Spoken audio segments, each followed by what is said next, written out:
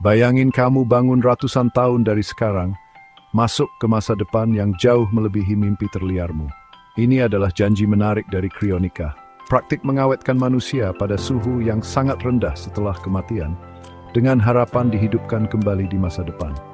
Meskipun masih dalam tahap awal, krionika berada di antara fiksi ilmiah dan kemungkinan ilmiah. Konsep ini berakar pada keyakinan bahwa kematian, seperti yang kita pahami saat ini, mungkin tidak sepenuhnya tidak dapat diubah. Para pendukung krionika berpendapat bahwa jika integritas struktural otak dipertahankan, begitu pula esensi individu, tertidur sampai sains menemukan cara untuk membangunkannya kembali. Tapi bisakah kita benar-benar menipu pelukan kematian, atau ini hanyalah khayalan fantastis? Mari kita selidiki sains dan etika krionika untuk menjelajahi pertanyaan yang menawan ini. Krionika bergantung pada prinsip kriopreservasi, proses yang secara rutin digunakan dalam dunia medis untuk mengawetkan sel, jaringan, dan bahkan organ pada suhu yang sangat rendah.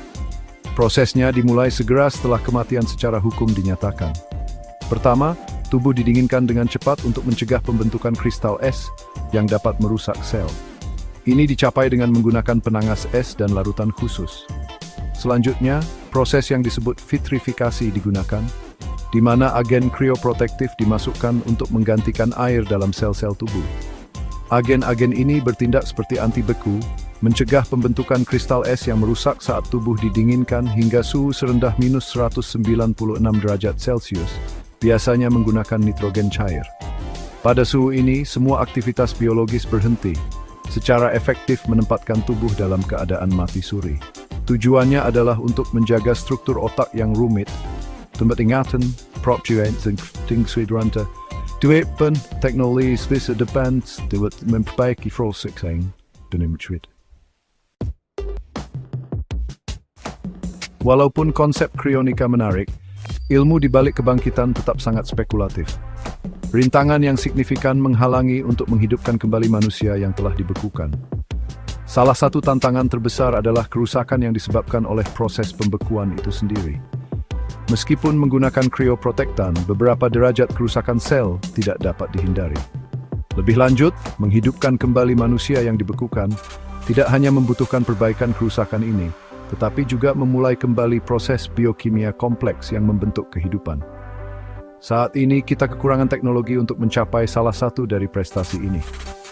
Hambatan utama lainnya adalah potensi hilangnya informasi di otak selama proses pembekuan dan pencairan.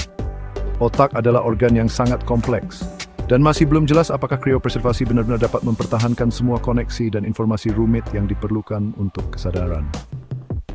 Sampai tantangan-tantangan ini diatasi, krionika tetap menjadi konsep futuristik tanpa jaminan keberhasilan. Di luar rintangan ilmiah, krionika memunculkan pertanyaan etis dan hukum yang mendalam. Kapan kematian benar-benar terjadi? Apakah saat jantung berhenti berdetak, aktivitas otak, atau titik lainnya?